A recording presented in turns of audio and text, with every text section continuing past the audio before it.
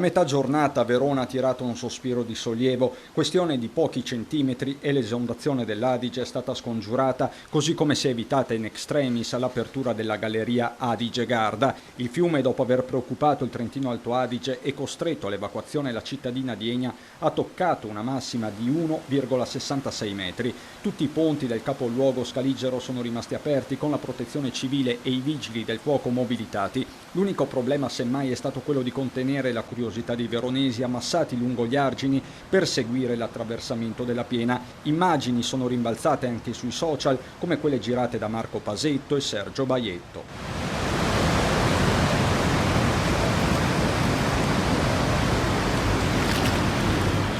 Non c'è solo l'Adige, l'ultimo giorno di agosto è servito a operatori, imprese e residenti a tirare le fila di un weekend da Tregenda. Alla fine sono stati 800 gli interventi dei vigili del fuoco in Veneto, 500 di questi tra Verona e Vicenza, epicentro del maltempo. Lo raccontano le immagini dall'alto dell'area artigianale di Trissino, i tetti scoperchiati di Arzignano 150, le lacrime del sindaco di Montecchia di Crosara, dove la distruzione è stata evidente al palazzetto dello sport. Tuttavia, nella disgrazia la gente non si è affatto disperata, con le lacrime agli occhi hanno lavorato ieri sotto l'acqua per tirare sul nostro paese.